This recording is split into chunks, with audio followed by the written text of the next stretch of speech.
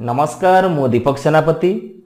आज शुणिबा अबलकरा कहानीर नवम भाग अबलकरार जितापट। परिवेषण परशुराम बेहेरा। गोसेई आउ अबलकरा गोटे राइजरे पहुंचिले।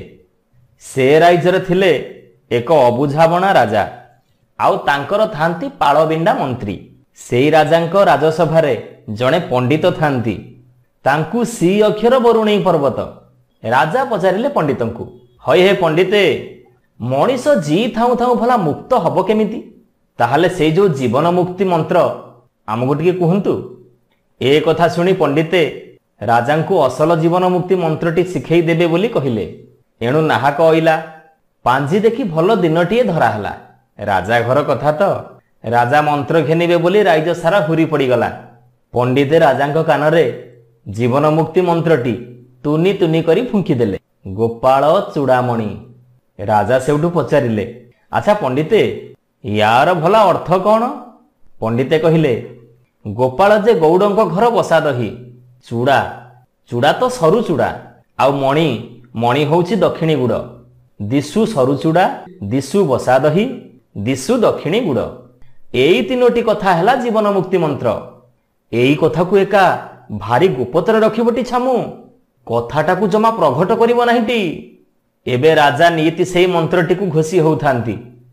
एई अवसर रे गोसेई आउ अबलकरा जाई सेई राज्य रे पहुंचिले। सेई राजांक नगर पाखरे गोटे चटी घर देखि रहिले। सेते बेलकू गोसेईक पाखरु पैसा पत्र सब सरी जाई थाए। एणु से चिंता करूथांती, राजांकु टिके देखा करी तांको सह शास्त्र आलोचना कले जहा दान दक्षिणा मिलिबो सेइथरे किछि दिन चली जिबा। एणु से राजांक पाखकू जिबे बोली दिने गला, दि दिन गला, 3 दिन गला। अनुसरण करी करी आउ राजांक भेट पाइलेनी। एणे पाखरे पैसा नथिबारु गोटे दोकानरू बाकी करी सौदा पत्र खाउथांती। 3 दिन गला परे राजांक छामुरू गोसेईंकु डकरा आसिला। गोसेई गले सभाकू। राजा ये नुआ पंडितंकु पचारिले, अच्छा कहिल भला लोके जीवन मुक्ति केमिति हुअंती? गोसेई कहिले, सिए तो भारी गहन कथा। छामुंको एक कथा दंडके समझेइबे केमिति?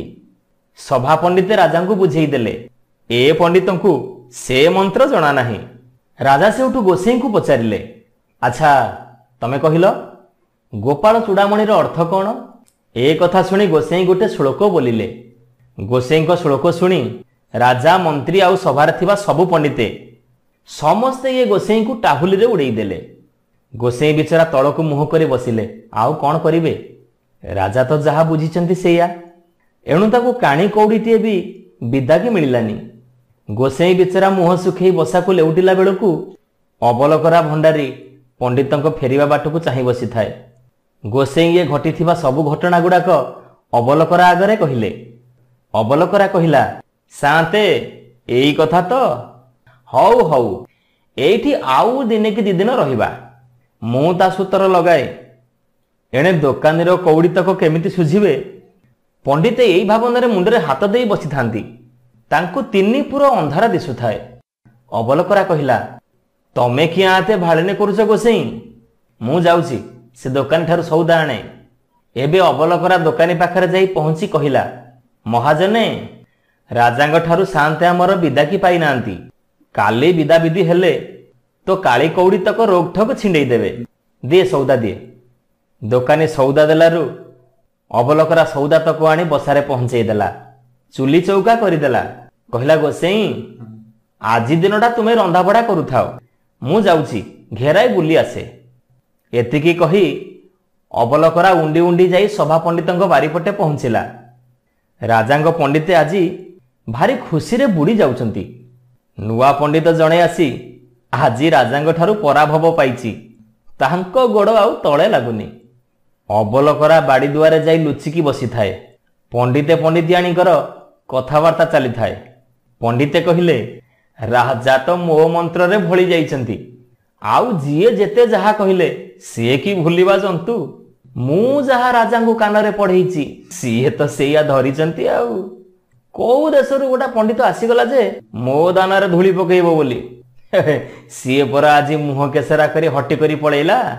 पंडितियाणी पचारिले, आ तुमे एमिति राजा को की मंत्र शिखैछ कि? पंडिते कहिले, ନା ନା ନା ତୁମେ ମାଇପି ଲୋକ, ତମେ ସେଥିରୁ କ'ଣ ପାଇବ କହିଲ? ପଣ୍ଡିତିଆଣୀ ଏକା ଜିଗର କଲେ। ପଣ୍ଡିତ ସେଠୁ କହିବା ଆରମ୍ଭ କଲେ, ରାଜା ମୋତେ ଦିନେ ପଚାରିଲେ, ମଣିଷ ଜୀବନ ମୁକ୍ତ ହୁଏ କେମିତି? ମୁଁ ତ ସିଦ୍ଧିରସ୍ତକୁ 7 ପଟା ଚିତା କାଟିଛି। ମୁଁ ରାଜାଙ୍କ କାନରେ ମନ୍ତ୍ର ଦେଲି, ଗୋପାଳ ଚୂଡ଼ାମଣି। ରାଜା ମୋତେ ଅର୍ଥ ପଚାରିବାରୁ ମୁଁ ରାଜାଙ୍କୁ କହିଲି, ବସା ଦହି, ସରୁ ଚୂଡ଼ା ଆଉ ଦକ୍ଷିଣୀ ଗୁଡ଼। ରାଜାଙ୍କ ମନ ତ ସେଇ ମନ୍ତ୍ରରେ ମଜି ଯାଇଛି ଆଉ। ଆଜି ନୂଆ ପଣ୍ଡିତ ଜଣେ ସଭାକୁ ଆସି କେତେ ଶାସ୍ତ୍ରରୁ କେତେ ଶ୍ଳୋକ ବୋଇଲା। ରାଜାଙ୍କ ମନ କି ସେଥିରେ ମାନେ?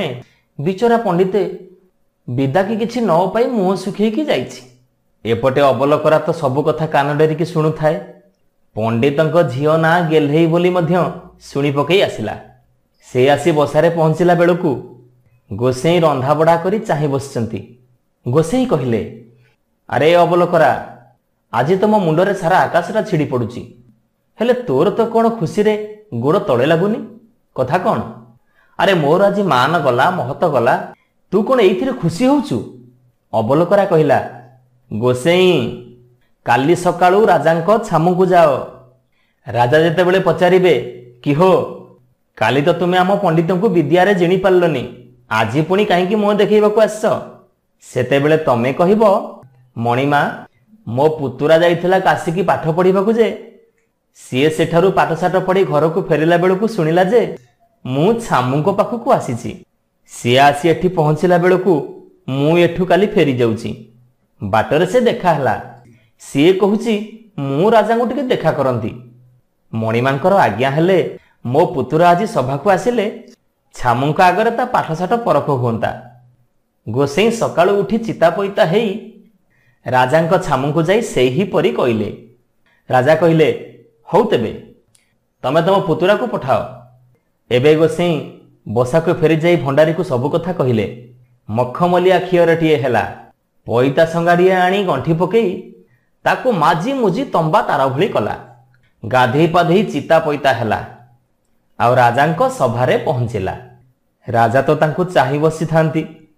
ଅବଲକରା ସଭାରେ ଗୋଡ଼ ଦଉ ଦଉ ରାଜା ପଚାରିଲେ, ଜୀବନ ମୁକ୍ତି ହୁଅନ୍ତି କେମିତି? ଅବଲକରା ପଣ୍ଡିତ କହିଲା, ମଣିମା, ଏଇ କଥାଟି ଶିଖିବା ପାଇଁ ମୁଁ 5 ବର୍ଷ କାଳ ନଦିଆ ନବଦ୍ୱୀପରେ ପାଠ ପଢ଼ିଲି। ସେଠେଇଁ ଏ କଥାର କିଛି ଭେଦ ନ ମିଳିବାରୁ ସେଉଠୁ ମୁଁ କାଶୀ ଗଲି। କାଶୀରେ 7 ବର୍ଷ ପାଠ ପଢ଼ିଲାରୁ ଜଣେ ଗୁରୁ ମିଳିଲେ ଯେ ସେଇ ମତେ ଏ ମନ୍ତ୍ରଟି ଦେଇଛନ୍ତି। ଏ ମନ୍ତ୍ର ତ ପ୍ରଘଟ ହେବା ମନ୍ତ୍ର ନୁହଁ। ଛାମୁଙ୍କୁ ଏ କଥା ମୁଁ ନିରଳାରେ କହିଦେବି ସିନା। ଏ କଥା ଶୁଣି ଅନ୍ୟ ସମସ୍ତେ ସଭାରୁ ଉଠିଗଲେ। ଅବଲକରା ସେଉଠୁ ରାଜାଙ୍କ କାନ ପାଖରେ କହିଲା, ଗୋପାଳ ଚୂଡ଼ାମଣି। ଗୋପାଳ ହେଉଛି ବସା ଦହି, ଚୂଡ଼ା ଯେ ସରୁ ଚୂଡ଼ା, ମଣି ଯେ ଦକ୍ଷିଣୀ ଗୁଡ଼। ଏ କଥା ତ ଲୋକେ ଭଲ କେତେ ଜାଣିଛନ୍ତି। ତା ଭିତରେ ଆଉ ଗୋଟିଏ ମରମ ଅଛି। ସେ କଥାଟି ଆମ ଗୁରୁଙ୍କ ଛଡ଼ା ଆଉ କାହାକୁ ବି ଜଣା ନାହିଁ। ଏ କଥାଟି ହେଲା ଏଇଆ, ବସା ଦହିରୁ ମହଣେ, ସରୁ ଚୂଡ଼ାରୁ ଭରଣେ, ଦକ୍ଷିଣୀ ଗୁଡ଼ରୁ ଛେଲାଏ। ଏଇତକ ବ୍ରାହ୍ମଣକୁ ଦାନ କଲେ ଯାଇ ଜୀବନ ମୁକ୍ତ ହବ। ରାଜା ବିଚାର କଲେ, କଥାଟା ଏକା ସତ। ଆମ ସଭା ପଣ୍ଡିତଙ୍କୁ ଯେତିକି ଜଣାଥିଲା ସେତିକି କଥା କହିଲେ, ଅସଲ କଥାଟି ତ ତାଙ୍କୁ ଜଣା ନଥିଲା। ରାଜା ତାପରେ ସଭାକୁ ଆସିଲେ। ସଭା ପଣ୍ଡିତ ଆଉ ଇଏ ନୂଆ ପଣ୍ଡିତଙ୍କର ପାଠ ପରଖ ହେଲା। ରାଜାଙ୍କ ପାଟ ବଗିଚାରେ କାକୁଡ଼ିଟିଏ ଫଳିଥାଏ। ରାଜାଙ୍କ ପୁରୁଣା ପଣ୍ଡିତେ ସେଇ କାକୁଡ଼ିକୁ ଦେଖି ଶ୍ଳୋକ ପଢ଼ିଲେ, କାକୁଡ଼ିଆଂ ଫଲ୍ୟାଂ। ଅବଲକରା ଚୁପ୍ ହେଇ ବସିଥିଲା। ଏବେ ଅବଲକରା ଚଟାପଟ ଉଠି ସଭା ପଣ୍ଡିତଙ୍କ ଗାଲରେ ଠୋ କରି ଗୋଟେ ବ୍ରହ୍ମଚାପଡ଼ା ବସେଇଲା। କେମିତି କାକୁଡ଼ିଆଂ ଫଲ୍ୟାଂ? ମଞ୍ଜିଆଂ ପୋତ୍ୟାଥ୍ୟାଂ ଅର୍ଥାତ୍ ମଞ୍ଜି ପୋତାଗଲା, ଗେଲ୍ୟାଂ ବାପାଂ ଅର୍ଥାତ୍ ଗେହ୍ଲିର ବାପା, ପାଣିଆଂ ଢାଲ୍ୟାଂ ଅର୍ଥାତ୍ ପାଣି ଢାଳିଲେ, ରଞ୍ଜିଆଂ ପୋଥାଂ ଅର୍ଥାତ୍ ରଞ୍ଜା ପୋତାଗଲା, ତେବେ ସିନା ଯାଇ କାକୁଡ଼ି ଫଲ୍ୟାଂ, ମାନେ କାକୁଡ଼ି ଫଳିଲା। ତୁଚ୍ଛା ତୁଚ୍ଛା କାକୁଡ଼ିଆଂ ଫଲ୍ୟାଂ। ଏ ବିଦ୍ୟାକୁ ଦେଖି ଶୁଣି ସମସ୍ତେ ତୁନି। ସଭା ପଣ୍ଡିତ ବିଚରା ନିଜ ଗାଲକୁ ଆଉଁସୁଛି। ଗୋଟିଏ ଚାପୁଡ଼ାରେ ତା ଆଖିରୁ ଜୁଳୁଜୁଳିଆ ପୋକ ବାହାରିଗଲା। ରାଜାଙ୍କର ତ ଆଣ୍ଠୁ ଅଡୁଆ ଚୂଡ଼ାମଣି, ତହିଁକି ପୁଣି ମିଳିଛନ୍ତି ପାଳବିଣ୍ଡା ମନ୍ତ୍ରୀ। ସମସ୍ତେ ତ ଏକକୁ ଆରକ ଗଜମୂର୍ଖ। ସେମାନେ ଠିକଣା କଲେ। ଏଇ ନୂଆ ପଣ୍ଡିତ ସଭାରେ ଜିତିଲେ, ଆଉ ଆମ ରାଜସଭା ପଣ୍ଡିତଙ୍କର ହାରପଟ ହେଲା। ରାଜା ସେଇଥିରୁ ଭାରି ଖୁସି ହେଲେ। ଏ ନୂଆ ପଣ୍ଡିତଙ୍କୁ ଗନ୍ତା ଘରୁ କୁଣ୍ଡଳ, ସୁନା ଖଡୁ, ପାଟ ଯୋଡ଼, ଗୁଡ଼ ଛେଲାଏ, ସରୁ ଚୁଡ଼ା ଭରଣେ, ମହଣେ ବସା ଦହି ହୁକୁମ ଦେଲେ। ବାଟ ଖରଚ ବିଦାକି କରି ଟଙ୍କା ପଣେ ଦେଲେ। ଅବଲକରା ଏଣେ ବିଦାୟ ନେଲା ବେଳକୁ ରାଜାଙ୍କୁ ନିରଳାକୁ ଡାକି ନେଲା। ତୁନି ତୁନି କରି କହିଲା, ମଣିମା, ମୋ ଗୁରୁ ଯାହା କହିଥିଲେ ଏକା ଛାମୁଙ୍କ ସଭାରେ ଆଜି ଫଳରେ ବୁଝିଲି। ମଣିମାଙ୍କ ଭଳି ମୁଣ୍ଡ ବୋଲି ସିନା ଏଡ଼େ ଯୋଗ୍ୟ ପଣ୍ଡିତକୁ ଆଣି ସଭାରେ ପୋଷିଛନ୍ତି। ସେ ସିନା ମୋ ପାଖରେ ପାଠଶାଠରେ ହାରିଗଲେ, ସିଏ ଆଉ କୋଉଠି ହାରିବା ଜନ୍ତୁ ନୁହନ୍ତି। ମଣିମା ତ ମତେ ସବୁ ପୂର୍ଣ୍ଣ କରିଦେଲେ। ଆଉ ଗୋଟିଏ ମାଗୁଣୀ ଅଛି।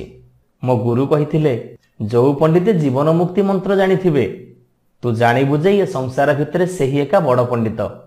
ତାଙ୍କ ନିଶରୁ ଯଦି ତୁ ବାଳ ଦିଓଟି ଓପାଡ଼ି କାନିରେ ବାନ୍ଧି ରଖିବୁ, ବା ସେ ନିଶକୁ ଦୋସଡ଼ାରେ ମାଳି କରି ପିନ୍ଧିବୁ, ଯେତେ ବଡ଼ ବଡ଼ ସଭାକୁ ଗଲେ ବି କୋଉଠି ତୁ ହାରିବୁନି। ଆଉ ତୋ ପାଇଁ ବି ଜୀବନ ମୁକ୍ତିର ପଥ ପରିଷ୍କାର ହେଇଯିବ। ମଣିମାଙ୍କ ଆଜ୍ଞା ହେଲେ ମୁଁ ଦିଓଟି ନିଶ ପଣ୍ଡିତଙ୍କ ମୁହଁରୁ ଉପାଡ଼ି ନିଅନ୍ତି। ରାଜା ତ ଅବଲକରା ଉପରେ ଭାରି ପ୍ରସନ୍ନ ହେଇଥାନ୍ତି। ସାଙ୍ଗେ ସାଙ୍ଗେ ଆଜ୍ଞା ଦେଲେ, ହଉ ନିଅ। ଏଣେ କ'ଣ ହେଇଛି ନା, ସଭା ପଣ୍ଡିତ ତ ବ୍ରହ୍ମଜାପଡ଼ା ଖାଇ ମୁଣ୍ଡରେ ହାତ ଦେଇ ବସିଥାନ୍ତି। ଅବଲକରା ରାଜାଙ୍କ ଠାରୁ ହୁକୁମ ପାଇ ପଣ୍ଡିତଙ୍କ ମୁହଁରୁ ଯୋଡ଼ାଏ ନିଶ ଉପାଡ଼ି ନେଲା। ପଣ୍ଡିତେ ଖାଲି ମାଲ ବାପଲ ହଉଥାନ୍ତି। ନିଶ ଯୋଡ଼ାକ ଓପାଡ଼ି ନେଇ ଏକା ତାନକେ ଅବଲକରା ଆସି ବସାରେ ହାଜର। ଦୋକାନୀ କି ଚୁଡ଼ା ଗୁଡ଼ ଦହିତକ ବିକି ଦେଇ ବାକି ସଉଦା ପଇସା ତକ ବୁଝାସୁଝା କରି ଅବଲକରା ଯାଇ ଗୋସେଇଁଙ୍କୁ କହିଲା, ଗୋସେଇଁ, ଆଉ ବସିଛ କ'ଣ? ଏ ଅବୁଝାମଣା ରାଇଜରେ ଆଉ ପାଣି ଛୁଇଁବା ନାହିଁ। ଏ ଟଙ୍କା ଟୋକର ତକ ଧର, ଆଉ ଉଠ ଚାଲ। ଏଠୁ ଜୀବନ ନେଇ ପଳେଇଲେ ମଣିଷ ତ୍ରାହି ପାଇବ। ଏହାପରେ ଗୋସେଇଁ ଆଉ ଅବଲକରା ତରବର ହେଇ ସେ ରାଇଜ ଛାଡ଼ି ଚାଲିଗଲେ। ଏଣେ କ'ଣ ହେଲା ନା, ଅବଲକରା ସଭା ପଣ୍ଡିତଙ୍କର ଯୋଡ଼ାଏ ନିଶ କାନିରେ ବାନ୍ଧି ଚାଲି ଆସିବା ପରେ ରାଜା ବିଚାରିଲେ, ଆମ ପଣ୍ଡିତଙ୍କ ନିଶରେ ଯଦି ଏତେ କରାମତି ଅଛି, ଆମେ ବି ଯୋଡ଼ିଏ ନିଶ ଉପାଡ଼ିକି ରଖିବା। ମନ୍ତ୍ରୀ କହିଲେ, ରାଜା ତ ନେଲେ, ମୁଁ ଯୋଡ଼ିଏ ନିଏ। ସାଧବ କଟୁଆଳ ସମସ୍ତେ ସଭା ପଣ୍ଡିତଙ୍କ ମୁହଁରୁ ଯୋଡ଼ିଏ ଯୋଡ଼ିଏ ନିଶ ଉପାଡ଼ି ନେଲା ବେଳକୁ ମେଣ୍ଢା ଦଉ ଦଉ ନିର୍ବାଳ। ଏମିତି ଉପାଡ଼ୁ ଉପାଡ଼ୁ ପଣ୍ଡିତେ ଛୋବ ଗଲେଣି। ପଣ୍ଡିତଙ୍କ ଗାଲ ପାଟି ଦେଖିଲା ବେଳକୁ ଚିତଉ ପିଠା ଭଳିଆ ଫୁଲିଗଲାଣି। ସକାଳୁ ଉଠିଲା ବେଳକୁ ପଣ୍ଡିତେ ଜୀବନ ବିକଳରେ ରାଇଜ ଛାଡ଼ି ଚଲ।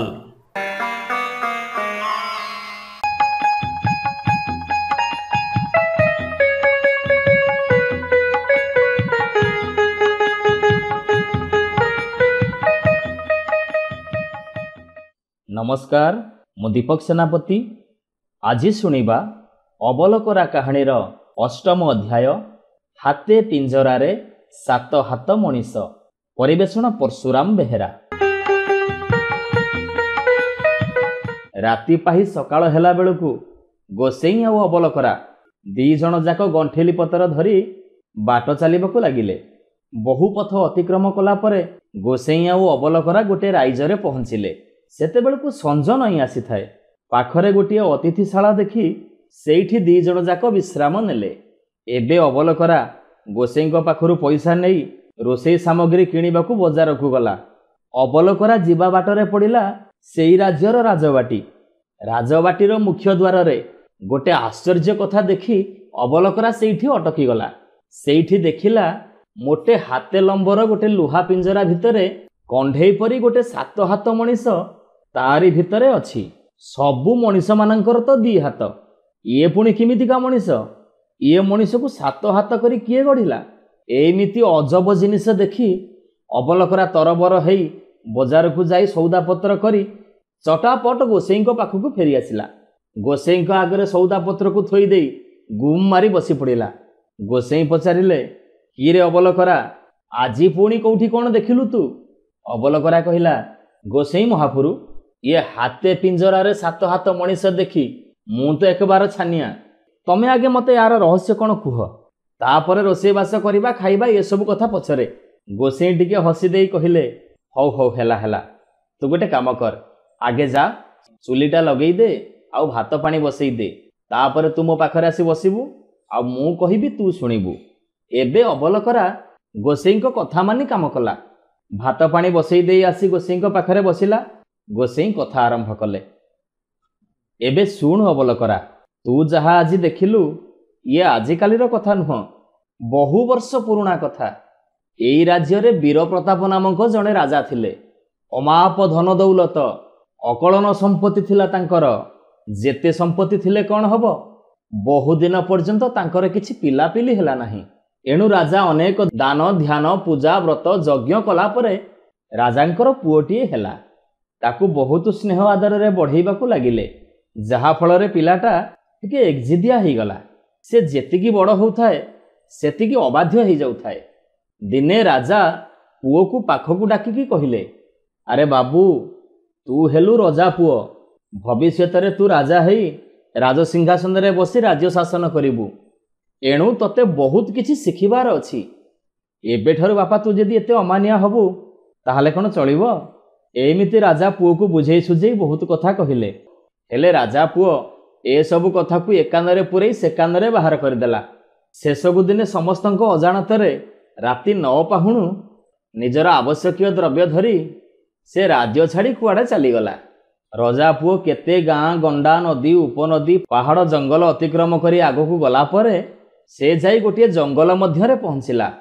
ସେଇଠି ସେ ଦେଖିଲା ଝାଟି ମାଟିର କୁଡ଼ିଆ ଘର, ଚତୁର୍ଦିଗରେ ଫୁଲ ଫଳ ଭରା ଅନେକ ଗଛଲତା। ସେଇଠି ଗୋଟିଏ ଆଶ୍ରମ ହବ ବୋଧେ। ଏବେ ରାଜା ପୁଅ ସେ ଦେଖିଲା ଜଣେ ଋଷି ଠିଆ ହେଇ 2 ହାତ ଉପରକୁ ଟେକି ଧ୍ୟାନ କରୁଛନ୍ତି। ରାଜା ପୁଅ ଋଷିଙ୍କର ଧ୍ୟାନ ଭଗ୍ନ ହେବା ପର୍ଯ୍ୟନ୍ତ ଅପେକ୍ଷା କଲା। ସେ ଦିନକ ଗଲା। ତା ପରଦିନ ଋଷିଙ୍କ ଧ୍ୟାନ ଭାଙ୍ଗିବା ପରେ ରାଜା ପୁଅକୁ ଦେଖି ସେ କହିଲେ, ମୁଁ ଧ୍ୟାନ ବଳରେ ଜାଣିପାରୁଛି ତମେ କିଏ। ତମ ଆସିବାର ଉଦ୍ଦେଶ୍ୟ ମଧ୍ୟ ମୁଁ ଜାଣିଛି। ତମେ ମୋ ପାଖରେ କିଛି ଦିନ ରୁହ, ମୁଁ ତୁମର ମନସ୍କାମନା ନିଶ୍ଚୟ ପୂରଣ କରିବି। ଏହାପରେ ରାଜକୁମାର ଋଷିଙ୍କ କହିବା ଅନୁସାରେ ଆଶ୍ରମରେ ରହି ଋଷିଙ୍କର ବହୁ ସେବା ଯତ୍ନ କଲେ। ଏଥିରେ ଋଷି ସନ୍ତୁଷ୍ଟ ହୋଇ ଦିନେ ଧ୍ୟାନରୁ ଉଠି ରଜା ପୁଅଙ୍କୁ ପାଖକୁ ଡାକି କହିଲେ, ତମେ ଆଉ ଅମାନିଆ ହେଇ ରହିନାହଁ। ତମ ଭିତରୁ ସମସ୍ତ ଖରାପ ଗୁଣ ଉଭେଇ ଯାଇଛି। ଏବେ ମୁଁ ତମକୁ ଯାହା କହୁଛି ଶୁଣ। ଏଥର ଋଷି ରାଜକୁମାରଙ୍କୁ ଗୋଟିଏ କଣ୍ଢେଇ ସଦୃଶ୍ୟ ମଣିଷ ଥିବା ପିଞ୍ଜରାଟିଏ ଦେଲେ। ଆଉ କହିଲେ, ଆଜିଠାରୁ ଇଏ ହେଲା ତମର ଗୁରୁ। ୟାଠାରୁ ତମେ ବହୁତ କିଛି ଗୁଣ ଶିକ୍ଷା କରିପାରିବ। ଆଉ ଇଏ ତମର ସବୁ ବିପଦ ଆପଦରେ ସାହା ହବ। କିନ୍ତୁ ମନେ ରଖ, ୟାକୁ ତମେ କେବେ ମନ୍ଦ କାର୍ଯ୍ୟରେ ଲଗେଇବନି। ଆଉ ଯଦି କେବେ ସେମିତି ତମେ କର ତାହେଲେ ତମର ବହୁ ଅମଙ୍ଗଳ ହବ। ଏବେ ତମେ ତମର ଗନ୍ତବ୍ୟ ପଥରେ ଫେରିଯାଅ। ଏହାପରେ ଋଷି ରାଜକୁମାରଙ୍କୁ ଗୋଟେ ମନ୍ତ୍ର ଶିଖେଇ ଦେଲେ। କହିଲେ, ଏଇ ମନ୍ତ୍ରଟିକୁ ପାଠ କରିବା ମାତ୍ରେ ଏଇ ପିଞ୍ଜରା ଭିତରେ ଥିବା ମଣିଷଟି ବିଶାଳ ରୂପ ଧାରଣ କରିବ। ତୁମେ ତାକୁ ଯାହା କରିବା ପାଇଁ କହିବ ସେ ତମର କଥା ମାନି ସବୁ କାମ କରିଦେବ। ଆଉ ତମେ ଯଦି କିଛି ପରାମର୍ଶ ମାଗିବ ସେ ତମକୁ ସତ୍ ପରାମର୍ଶ ଦେବ। ଏହାପରେ ସେ ପୁଣି ସେଇ ପିଞ୍ଜରା ଭିତରକୁ ଚାଲିଯିବ। ଏ କଥା ବି ତମେ ଜାଣିଥାଅ ରାଜକୁମାର, ପ୍ରତ୍ୟେକ ମଣିଷର 2ଟି ଲେଖା ହାତ ଥାଏ, କିନ୍ତୁ ଇଏ ଗୋଟିଏ ଅସାଧାରଣ ମଣିଷ ଯାହାର 7ଟି ହାତ ଅଛି। ସେ ଅସମ୍ଭବକୁ ବି ସମ୍ଭବ କରିପାରେ। ଯାଅ ରାଜକୁମାର, ଏବେ ତମେ ତମ ନିଜ ରାଜ୍ୟକୁ ଫେରିଯାଅ। ଏବେ ରାଜକୁମାର ଋଷିଙ୍କ କଥାକୁ ସମ୍ମାନ ଜଣାଇ ପ୍ରଣାମ କରି ପିଞ୍ଜରାଟିକୁ ଧରି ଫେରି ଆସିଲେ। ରାଜକୁମାର ବାଟରେ ଯାଉ ଯାଉ ଆଉ ଗୋଟେ ରାଜ୍ୟରେ ପହଞ୍ଚିଲେ। ଆଉ ସେଇ ରାଜ୍ୟରେ ପହଞ୍ଚୁ ପହଞ୍ଚୁ ତାଙ୍କ ସମ୍ମୁଖରେ ଗୁଡ଼ାଏ ହାଡ଼ ଜମା ହେଇଗଲା। ରାଜକୁମାର ଭାବିଲେ ଇଏ ବୋଧେ କୋଉ ଏକ ମାୟାପୁରୀ। ଆଉ ଅଳ୍ପ ସମୟ ମଧ୍ୟରେ ସେ ଅଞ୍ଚଳଟି ଧୂଆଁମୟ ହେଇଗଲା। ଆଉ ଧୂଆଁ ଅପସରି ଯିବା ପରେ ରାଜକୁମାର ଦେଖିଲେ ସେଇ ସବୁ ହାଡ଼ ବଦଳରେ ଖାଲି ମଲା ମଣିଷମାନଙ୍କର ଶବ କାଣ୍ଡି ହେଇଛି। ରାଜକୁମାର ଏସବୁକୁ ଦେଖି ଖାଲି ଭୟରେ ଥରିବାକୁ ଲାଗିଲେ। ଚାରିଆଡ଼େ ଶୁଭୁଥାଏ ଖାଲି ମଲା କଙ୍କାଳମାନଙ୍କର ଅଟ୍ଟହାସ୍ୟ, ଆଉ ତାପରେ ପରେ ସେଇ ମଲା ମଣିଷମାନଙ୍କର କ୍ରନ୍ଦନ। ପୁଣି ଟିକେ ପରେ ମାଡ଼ି ଆସିଲା ଘୋର ଅନ୍ଧକାର। ରାଜକୁମାର ଏବେ ଋଷି ଶିଖେଇଥିବା ମନ୍ତ୍ରଟି ପଢ଼ିବାକୁ ଆରମ୍ଭ କଲେ। ମନ୍ତ୍ରଟିକୁ ପଢ଼ି ସାରିବା କ୍ଷଣି ରାଜକୁମାରଙ୍କ ହାତରେ ଥିବା ପିଞ୍ଜରା ଭିତରୁ 7 ହାତ ବିଶିଷ୍ଟ ଏକ ବିଶାଳ ପୁରୁଷ ତାଙ୍କ ଆଗରେ ଛିଡ଼ା ହେଇଗଲା। ରାଜକୁମାର ସାଙ୍ଗେ ସାଙ୍ଗେ କହିଲେ, ଏ ବିପଦରୁ ମୋତେ ଉଦ୍ଧାର କର। ରାଜକୁମାରଙ୍କ ଆଦେଶ ପାଇବା କ୍ଷଣି ସେଇ ବିଶାଳକାୟ ମାନବ କ'ଣ କଲା କେଜାଣି, ମୁହୂର୍ତ୍ତକ ମଧ୍ୟରେ ରାଜକୁମାର ଯାହାକୁ ଦେଖି ଭୟ କରୁଥିଲେ ସେ ସବୁ ଜିନିଷ କୁଆଡ଼େ ଉଭାନ ହେଇଯାଇଛି। ତାପରେ ସେ ବିଶାଳକାୟ ମଣିଷଟି ପୁଣି କଣ୍ଢେଇଟିଏ ହେଇ ସେଇ ପିଞ୍ଜରା ଭିତରେ ରହିଗଲା। ତାପରେ ସେଇଠି ଦେଖାଗଲା ଗୋଟିଏ ରାଜପ୍ରାସାଦ। ଆଉ ସେଇ ରାଜପ୍ରାସାଦ ଭିତରକୁ ରାଜକୁମାର ପ୍ରବେଶ କଲେ।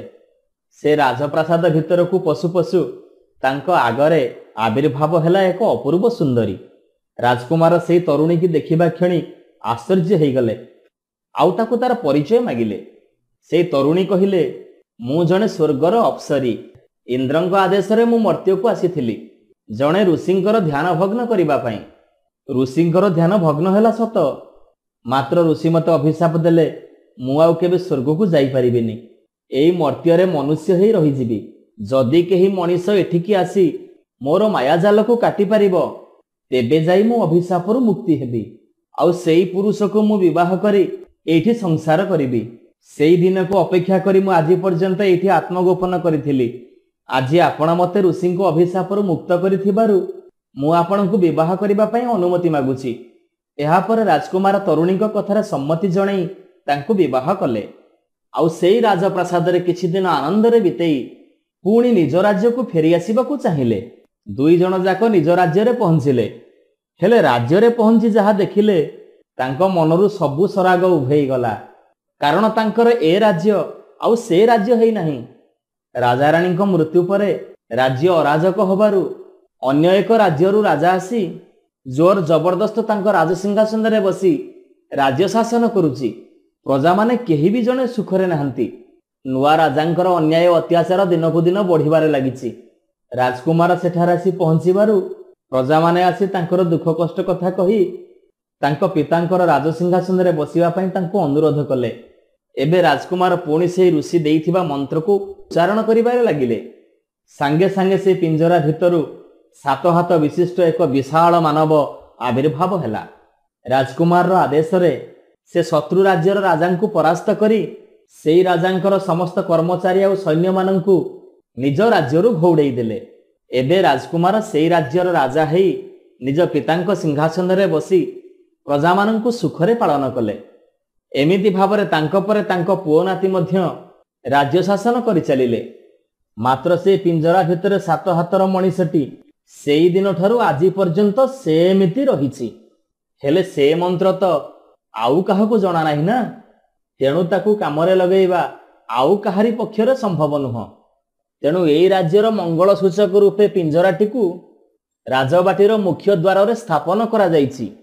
ଆଚ୍ଛା, ଏବେ ବୁଝିଲୁ ତ ଅବଲକରା, ରାଜବାଟୀର ମୁଖ୍ୟ ଦ୍ୱାରରେ କାହିଁକି ହାତେ ପିଞ୍ଜରାରେ 7 ହାତ ମଣିଷ ରହିଛି? ଏଥର ଅବଲକରା କହିଲା, ହଁ ଗୋସେଇଁ, ଆପଣଙ୍କ ସାଙ୍ଗରେ ଆସିଛି ବୋଲି ସିନା ମୁଁ ଏତେ କଥା ଜାଣୁଛି। ଗୋସେଇଁ ହସି ଦେଇ କହିଲେ, ହଉ ହଉ, ତୁ ଏବେ ଯା, ଭାତ ଗାଳି କ'ଣ ତରକାରୀର ବ୍ୟବସ୍ଥା କର। ଶୀଘ୍ର ଖାଇକି ଶୋଇବା, ପୁଣି ସକାଳୁ ଉଠିଲେ ବାଟ ଚାଲିବାକୁ ହବ। ଆଜିର ଅବଲକରା କାହାଣୀକୁ ଆମେ ଏଇଠି ରଖୁଛୁ। ପୁଣି ଏକ ନୂଆ କାହାଣୀ ନେଇ ଆଗାମୀ ଅଧ୍ୟାୟରେ ଆସିବୁ। ସେତେବେଳେ ଯାଇ ବିଦାୟ ଦିଅନ୍ତୁ। ନମସ୍କାର। ନମସ୍କାର ଶ୍ରୋତା ବନ୍ଧୁ, ଯଦି ଆପଣମାନଙ୍କୁ ଆମ ଗପ ଭଲ ଲାଗୁଥାଏ, ଆପଣଙ୍କ ମନକୁ ଛୁଉଁଥାଏ, ତେବେ ଲାଇକ୍ କରନ୍ତୁ, ସବସ୍କ୍ରାଇବ୍ କରନ୍ତୁ। ସୁନ୍ଦର ସୁନ୍ଦର କାହାଣୀ ନେଇ ଆମେ ପୁଣି ଆପଣଙ୍କ ପାଖରେ ଆଗକୁ ଆସିବୁ। ଆପଣ ସବସ୍କ୍ରାଇବ୍ କରିବା ପରେ ବେଲ୍ ଆଇକନ୍କୁ ଦବାଇବା ପାଇଁ କେବେ ବି ଭୁଲିବେନି। ଜୟ ଜଗନ୍ନାଥ।